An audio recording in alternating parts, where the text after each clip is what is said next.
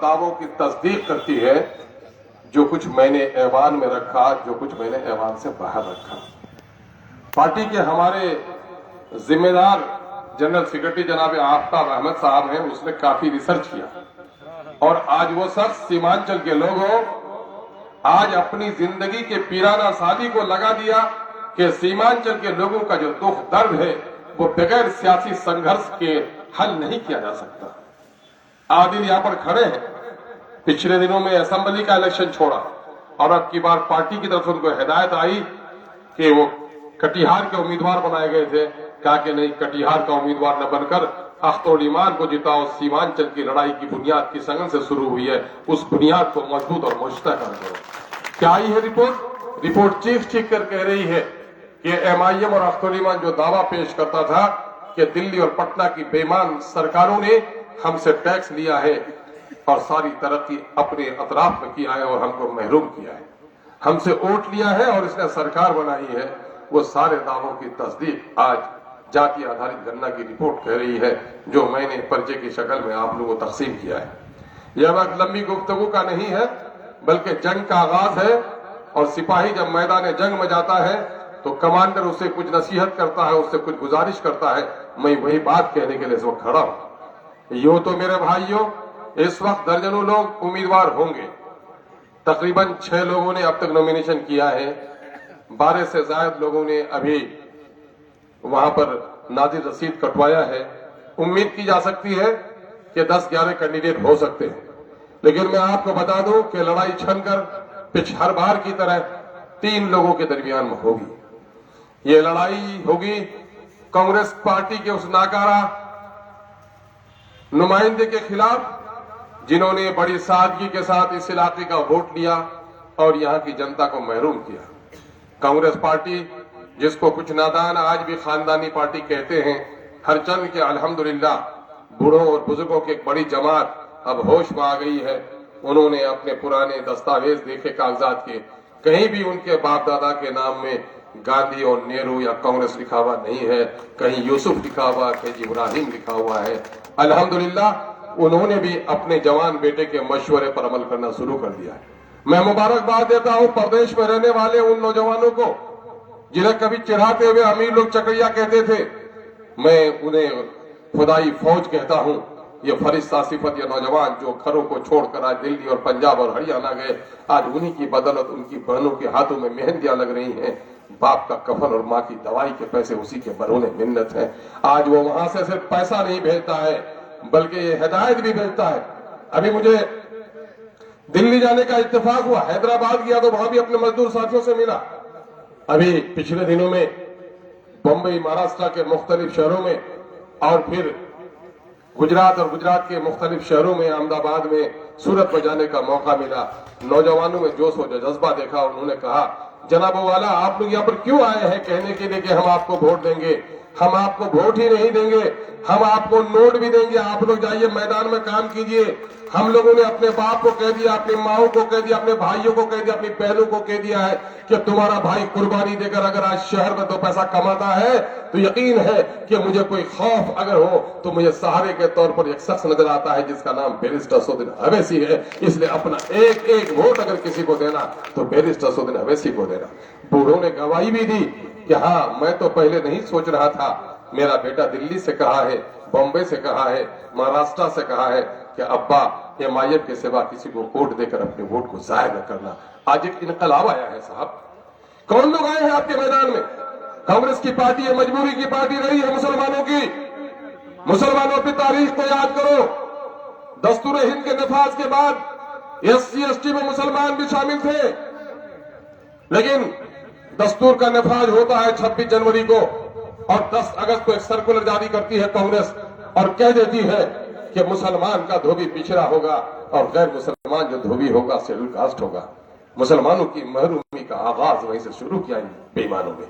और फिर क्या किया? ये सारा हिंदू और मुसलमान मिलजुल कर रहते थे, लेकिन सत्ता के शौक ने वो शैतानी काम कराया कांग्रेस से कि बाबरी मस्जिद को इसने फितने का मरकज बनाया और उसी पर वहां पर ताला तोड़कर मूर्ति बैठाने का काम किया। किसके जमाने में बाबरी मस्जिद में मूर्ति बैठाई गई? कहो। कांग्रेस के जमाने। ताला किसने तोड़ा? अगर कांग्रेस ने ताला न तोड़ा होता, मूर्ति न बैठाई होती, तो क्या वो हमारी मस्जिद आज टूट सकती थी? नहीं टूट सकती थी। मस्जिद के तोड़ने का सबब कौन बना? और मस्जिद को तोड़ा किसने? भाजपाइयों ने तोड़ा। आज मस्जिद में ताला लगाने और मूर्ति बैठाने वाले लोगों के नुमाइंदे आपके सामने में हैं, और मस्जिद तोड़कर मंदिर बनाकर झंडा लहराने वाले लोगों के मुनाफिक नुमाइंदे भी आपके सामने में। और एक तरफ आपका वो जिम्मेदार साथी खड़ा है जिसे बैरिस्टर असदुद्दीन अवैसी कहते हैं, और जिनके बाजू में ताकत पहुंचाने के लिए अख्तरुल ईमान खड़ा है, जो मस्जिद में ताला लगाने और ताला तोड़ने वालों, मस्जिद में मूर्ति बैठाने वालों और मस्जिद को तोड़कर मंदिर बनाने वालों के खिलाफ खुदा के घर की वकालत करते हुए आपकी आवाज बनते हुए खड़ा है। आपको तय करना पड़ेगा आप किधर जाएंगे। मुझे एक साहब मिले, बूढ़े बुजुर्ग मिले, बेटा आप लोग तो तीनों मुसलमान उम्मीदवार हैं, हम लोग किधर जाएंगे, बड़ा परेशान है। मैंने कहा चचा जान आप परेशान मत होइए, आपका बेटा नुमाइंदगी का दावा पेश करता है। नुमाइंदे का काम यह है कि लोगों के मसाइल और लोगों के उलझनों की गुत्थियों को सुलझा दे। आप परेशान हैं, मैं परेशानी का हल पेश कर देता हूं। आप रमजानुल मुबारक के महीने में 100 रुपए का ज़कात तकसीम करना चाहते हैं। एक तरफ गांव का एक शराबी है जो आ गया है और कहता चचा जान मेरी कुछ मदद कीजिए, और एक दूसरा जुआरी आ गया है जो कहता है चचा जान मेरी मदद कीजिए, और गांव का एक माजूर आ गया है जिनके हाथ टूटे हुए हैं, पांव टूटे हुए हैं और वो कमाने के लायक भी नहीं है। बताइए तो आप ज़कात की रकम किसको दीजिएगा? तो बूढ़ा बोल बेटा नहीं बेटा, मैं शराबी को ज़कात की रकम देकर शराब पिएगा वो गुनहगार मैं बनूंगा, मैं जुआरी को ज़कात की रकम देकर जुआ खेलेगा मैं गुनहगार बनूंगा, नहीं बेटा जो हकदार है मैं तो उसी माजूर को दूंगा। तो फिर मैंने कहा चचा जान मसला तो हल है, मस्जिद तोड़ने वालों को देंगे वोट आप? बोला नहीं बेटा ऐसा कैसे होता है, मस्जिद के लिए तो हम गर्दन कटाने के लिए तैयार है, मस्जिद तोड़ने वाले को वोट नहीं दे सकते। मैं कहता हूं कि जो शख्स आज मोदी का नुमाइंदा बनकर आया है, चचा उसके बारे में क्या ख्याल है? कहा कि हाँ बेटा तुमने मेरे आंखों की पट्टी खोल दी। मैंने कहा मस्जिद में जिसने मूर्ति बैठा दी, मेरे घर पर कोई गोबर फेंक दे मैं उसे बर्दाश्त कर लूंगा, लेकिन खुदा के घर में कोई गोबर फेंक दे तो मैं तो गर्दन कटाने के लिए तैयार रहूंगा। ये बोलो खुदा के घर में जिसने मूर्ति बैठाई है उसके बारे में क्या ख्याल है?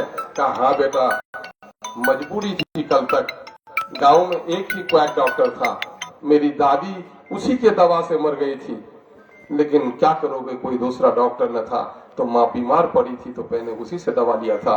कांग्रेस तो हमारी मजबूरी की पार्टी थी, अब मजबूरी की पार्टी नहीं रही है। जब से तुम लोग आए हो तुम लोगों की तरफ दिल हमारा बढ़ने लगा है। हालात बदल रहे हैं नौजवानों।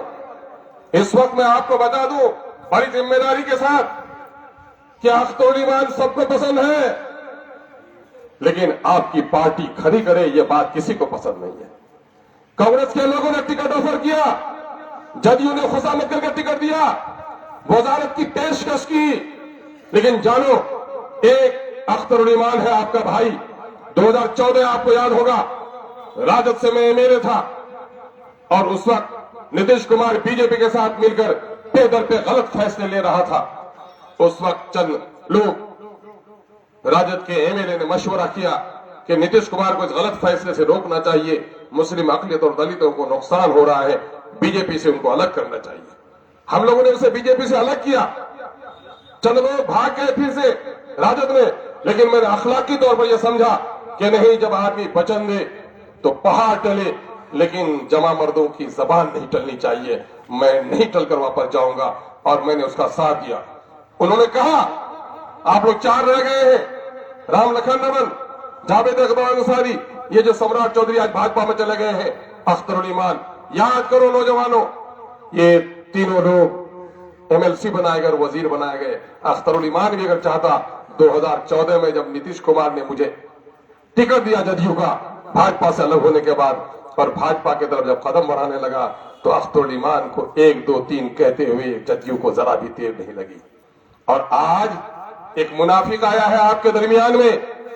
6 महीना पहले एमआईएम को बीजेपी की बी टीम कहता था, 3 महीना पहले मसाल जुलूस निकालकर मोदी को गद्दी से हटाने की बात करता था, और अभी 3 महीने ही नहीं गुजरे हैं अपने जात के फायदे के लिए, अपने खानदान के फायदे के लिए पूरी मिल्लत का सौदा करते हुए मोदी का तलवा चाट रहा है। आज उनको भी आपको पहचानना पड़ेगा, कौन है ये लोग? ये कौन मुनाफिक लोग हैं? कभी ये बोलते हैं, कभी वो बोलते हैं। जब सीएए का काला कानून पेश हुआ, बोलता है कि अवैसी साहब ने बिल को चाक करके क्या कर दिया। तो तुम बताओ लट्टू कि जब सीएए के लिए जलसे हो रहे थे, खुद कर क्यों भाषण देने जा रहे थे? कह रहे सीए का कानून गलत कानून है। तो आज किस आका ने तुमको कह दिया कि इंटरव्यू देते हो कि सीए का कानून से कुछ मुसलमानों को फर्क नहीं पड़ना है? दोगले यही होते हैं जिसकी जबानें बदलती रहती हैं। अहले ईमान तो वो होता है, पहाड़ टलता है लेकिन उसकी जबान नहीं टलती है। मेरे भाइयों, पहचानना पड़ेगा ये कौन लोग हैं, ये कौन लोग हैं। मैं कहता हूं नौजवानों से, नौजवानों, किसी जालिम ने तुम्हारे बाप का कत्ल कर दिया हो, भाई का कत्ल कर दिया हो, बेटे का खून कर दिया हो, लेकिन भूल गए हो, 2-4 साल गुजर गए हैं, उस गम को भूल गए हो, लेकिन यकायक तुम्हारी बस्ती में वो कातिल अगर आ जाए तो तुम्हारा गम ताजा होता कि नहीं? अगर जमीर जिंदा है तो तुम्हारा गुस्सा उभरता कि नहीं होता?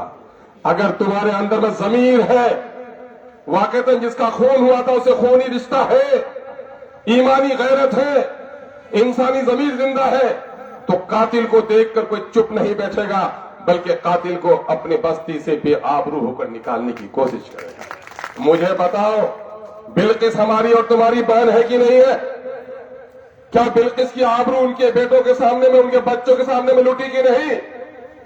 बीजेपी वालों ने बिल्किस के साथ रेप करने वालों के गले पे माला डाला कि नहीं डाला?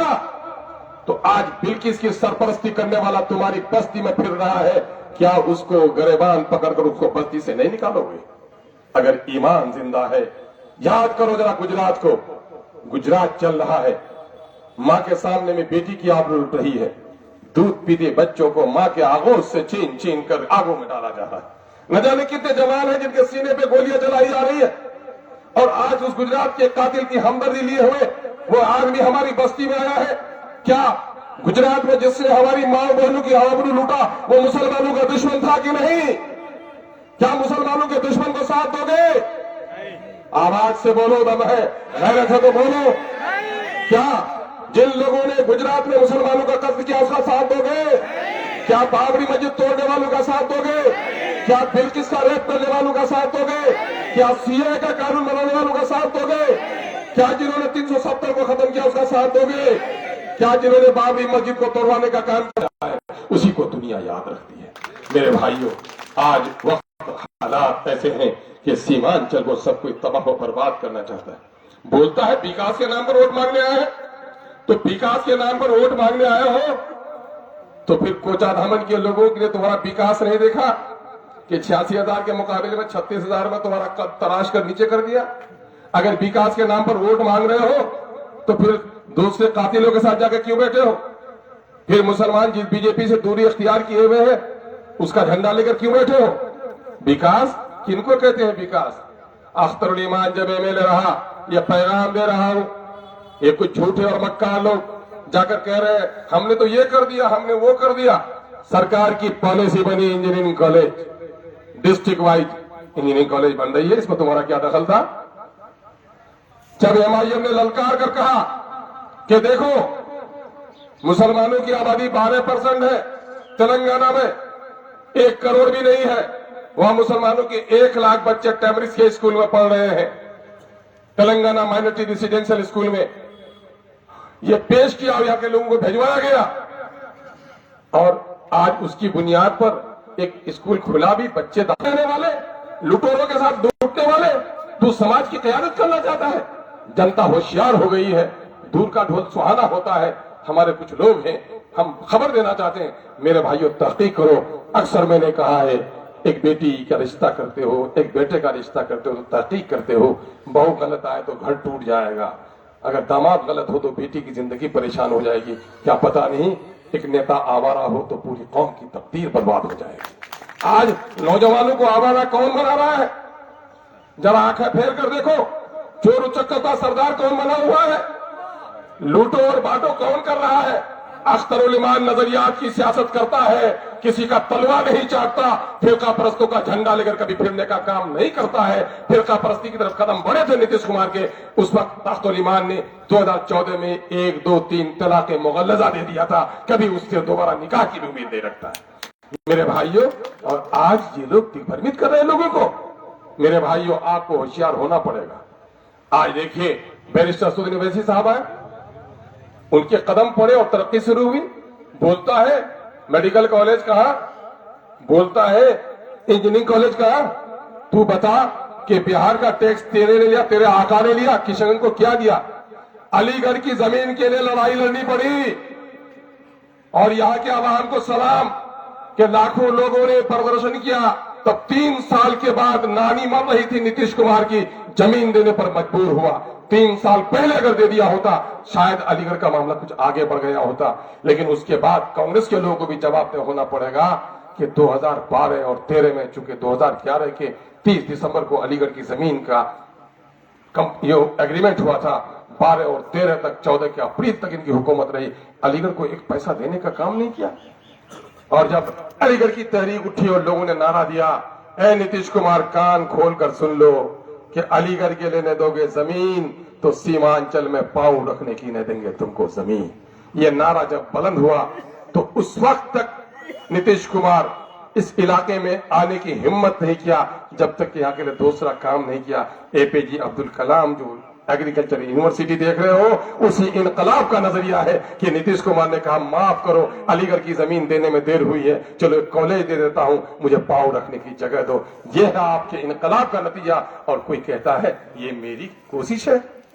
मैं अक्सर कहता हूं पीपल के दरख्त के टहनी को नहीं तोड़ सकता वो माजूर,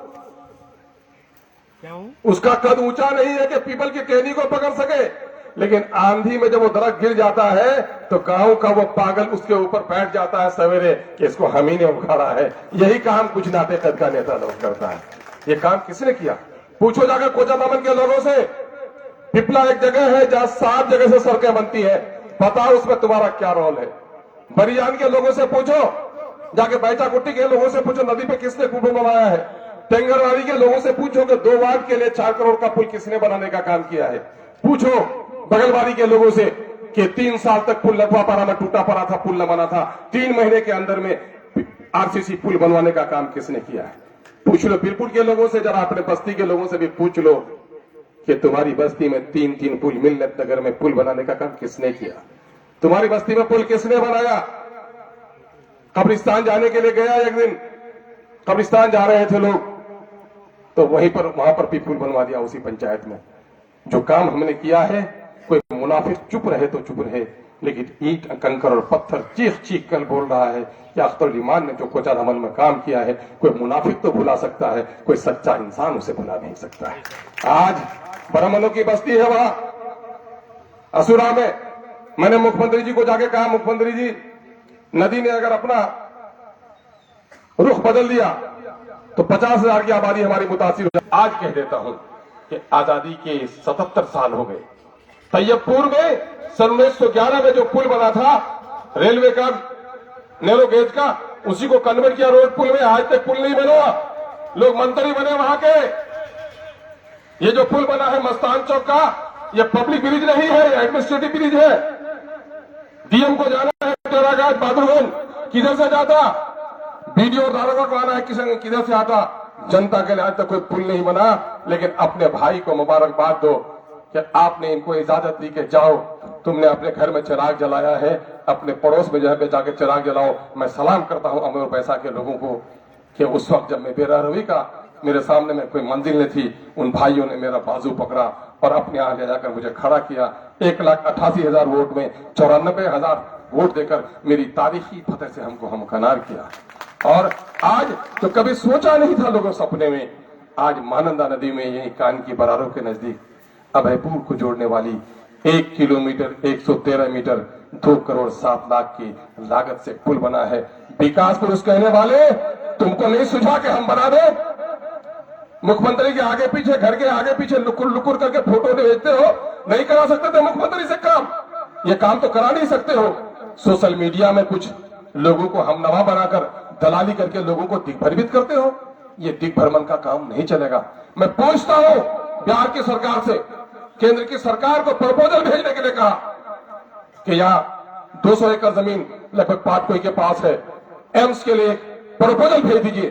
बिहार की सरकार ये भी भेजने के लिए तैयार नहीं है। मेरे भाइयों, पटने में लोग जो बैठे हुए हैं वो सीमांचल को आगे बढ़ने नहीं देना चाहते। मैं रिपोर्ट बता रहा हूं अभी आपको, 13 करोड़ का बिहार हो गया है, 2 करोड़ 31 लाख मुसलमान है, इसकी नौकरी में हिस्सेदारी 3,68,000 होती है।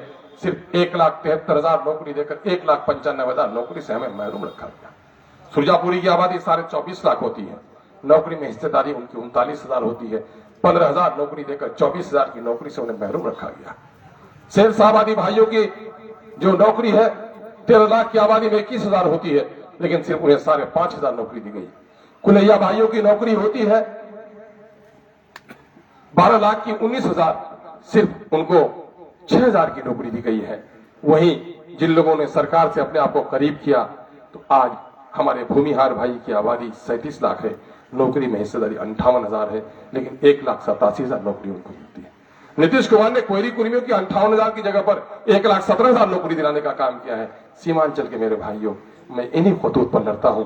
सीमांचल के साथ जो जुल्म हुआ उसके खिलाफ लड़ता हूं। बिहार में जो मुसलमानों पर जुल्म हो रहा है, कहीं गुलनाज जलाई जाती है, कहीं सनोबर को जलाया जाता है, कहीं खलील लीजू को मारा जाता है, कहीं कब्रिस्तान पर कब्जा किया जाता है, कहीं बिहार शरीफ का वो पुराना मदरसा अजीजिया को जलाया जाता है। आप देख लीजिए असेंबली में किसी के मुंह में बोली नहीं है, क्योंकि अपने आका के सामने वो गुलाम की हैसियत रखता है। लेकिन बैरिस्टर असदुद्दीन ने इसी गुलामी की जंजीर को तोड़कर अपनी पार्टी बनाई है, जिसकी वजह से अख्तर तमाम मामले की वकालत करता है। एक काम यहाँ के मसाइल का हल करना, दूसरा काम बिहार के मजलूम मुसलमान और दलितों की आवाज बनना, तीसरा एक बड़ा काम है मेरे भाइयों जो मैं कर रहा हूं। और इस वक्त मेरे दुश्मन बड़े बड़े हैं। मैं गरीब आदमी हूं, लेकिन मेरे दुश्मन बड़े बड़े हैं। और अल्लाह का शुक्र है कि आबलों से इन पांव के घबरा गया था मैं, जी खुश हुआ है राह को पुरखार देखकर। मैं कांटे भरे रास्ते को देखकर घबराया नहीं हूं मैं। आज क्या है, आज अपनी क़यादत भी खड़ी कर रहा हूं। बिहार में 4% माझी उसने अपनी क़यादत खड़ी कर ली, 12%, 14% यादवों ने अपनी क़यादत खड़ी कर ली, 5%, 6% कोयरी कुर्मी ने अपनी क़यादत खड़ी कर ली, लेकिन 18% मुसलमान है, उसकी कोई क़यादत नहीं है। तीसरा काम मैं ये करता हूं कि लालू जी हो, नीतीश जी हो, कांग्रेस की बेगम साहिबा हो, तुम्हारे पास टिकट के लिए हम मोहताज नहीं हैं, हमने अपना रास्ता अलग कर लिया है। एक बड़ा और तारीखी काम कर रहा हूं। ये कौन बड़ा काम है? ये वो बड़ा काम है कि वोट देकर मौलाना असराउल्लाह कासमी साहब नवरुल्लाह मरकदूह को आपने जिताया, लेकिन जब शरीयत पर हमला हुआ, इसी कांग्रेस पार्टी ने बोलने की इजाजत नहीं दी। और गोंगों की औलादें कहती हैं हमको कि बोलने से क्या होता है।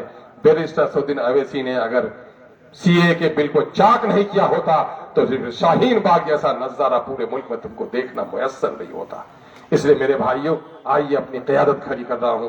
इस क़यादत को खड़ी करने के लिए हमारा साथ दीजिए। इस वक्त हमारे खिलाफ कांग्रेस पार्टी चाहती है कि मुसलमानों की मस्जिदें तोड़ी जाए। गुजरात का दंगा तो आज है, लेकिन मुरादाबाद के ईदगाह में गोलियां चलाई जाए, लेकिन मुसलमानों को दूसरी तरफ जाने का मौका न दिया जाए। अल्हम्दुलिल्लाह आज MIM खड़ी हो गई है, उसके टिकट का मोहताज नहीं है, बल्कि मुख्तलिफ जगहों से हमारे बीजेपी गलतफहमी से निकल जाइए कि ये तीर हमारे कुछ जो दलाल है जाके समझाते हैं। नहीं नहीं, ये नीतीश कुमार की का निशान है ना। अहमद के बच्चे, तू बता कि जब 3 तलाक के बिल की पेशी हुई थी तो नीतीश कुमार ने अपने आका मोदी का साथ दिया कि नहीं दिया? जब 370 हुआ तो उसने साथ दिया कि नहीं दिया? तो हर मामले में तो उनका साथ दे ही रहे हो। तो फिर कहां से जदयू अलग, बीजेपी अलग हो गई है? अब तो नीतीश कुमार जी ने गोड़ पकड़कर कह दिया, हाथ जोड़कर कह दिया है, मोदी जी मुझसे बड़ी गलती हुई है, बड़ी भूल हुई है, क्षमा याचना कीजिए, अब कहीं नहीं जाऊंगा। पहले तो कहा गया था कि मर जाऊंगा, मिट जाऊंगा, कहीं नहीं जाऊंगा। आज जाके मोदी जी के सामने कह रहे हैं कि मोदी जी अब मैं आपको छोड़कर कहीं नहीं जाऊंगा। तो नीतीश का वजूद बाकी रहा क्या?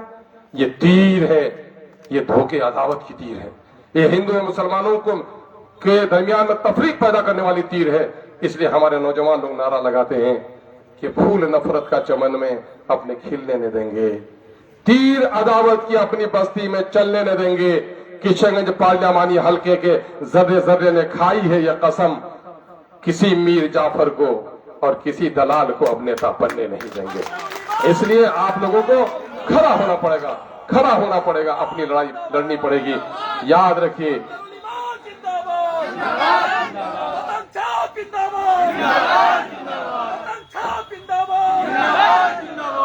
एक आखिरी बात कहकर चला जाता हूं।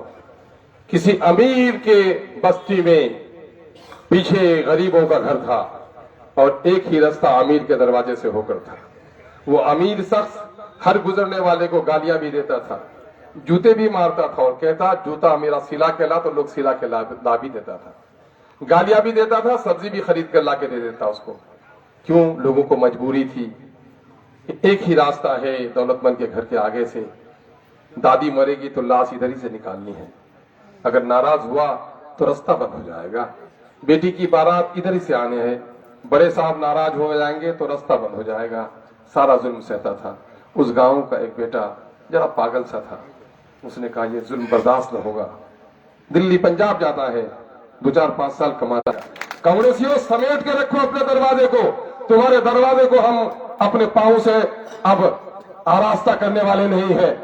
राजद के लोगों, कांग्रेस के लोगों, जदयू के लोगों, सुन लो कान खोलकर, अब तुम्हारे टिकट के हम मोहताज नहीं है, तुम साराह पे चलते हो, हमने एक अलग पगडंडी बना ली है, अब अपने मसाइल के लिए पार्लियामेंट में पहुंचेंगे, तुम्हारी इजाजत की नहीं, अपने जनता की इजाजत से अपनी आवाज उठाएंगे। अगर आपने मुझे साथ दिया, यकीन जानिए भाइयों, सिर्फ आज का नहीं आपकी नस्लों का फायदा होगा। आज मैंने जो अलग रास्ता बनाया है, ये सारे लोग जो रास्ता रोकते थे वो ये हो गए हैं कि किसी को भी आने दो लेकिन अख्तुल ईमान को आने न दो। लेकिन आपको घबराना नहीं है, आपको परेशान होना नहीं है।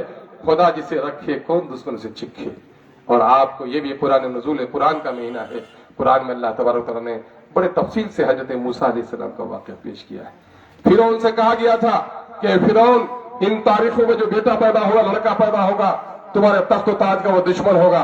फिरौन ने घर घर पर पहरा लगा दिया कि खबरदार, बेटी पैदा हो तो जिंदा रख देना, बेटा पैदा हो तो गर्दन काट देना।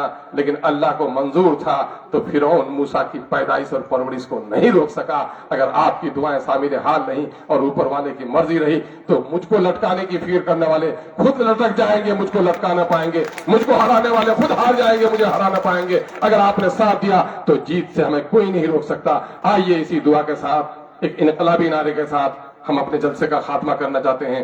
पार्टी ने नारा दिया है, पार्टी ने नारा क्या दिया है कि सबने दिया है हमको चोट, अपनी पार्टी अपना वोट, सबके दिल में है खोट, अपनी पार्टी अपना वोट, अब न देंगे इन बेईमानों को, अपनी पार्टी अपना वोट, अपनी पार्टी अपना वोट। चलिए आइए इसी इनकलाबी नारे के साथ आज हम आप तमाम लोगों का शुक्रिया अदा करते हैं, जितने लोग यहाँ पर आए हुए हैं और जितने मेहमान यहाँ पर तशरीफ फरमा है मुख्तलिफ अजला से। भाई गुलाम हसनैन साहब मुखिया, उनकी तरफ से ठाकुरगंज में दावत इफ्तार आम है और उनकी गुजारिश है कि जो मेहमान बाहर से आए हैं वो उनके यहाँ जरूर जाएं, उनको दुआएं दें। इसलिए हम दोनों जिला के जिला अध्यक्ष जनाब भाई नदीम साहब और हैबर साहब से कहेंगे कि अपने अपने तमाम तर सुदूर को लीजिए और बाहर के जो मेहमान आए हैं वो सभी लोग, हम लोग यहाँ से इस वक्त हम लोग ठाकुरगंज के लिए रवाना होंगे, गाड़ियाँ लाइन की जा रही हैं। हम आप लोगों के बड़े ममनून मशकूर हैं, इस जलसे को कामयाब आप लोगों ने किया है, बहुत बहुत शुक्रिया। अस्सलाम वालेकुम। जिंदाबाद जिंदाबाद जिंदाबाद।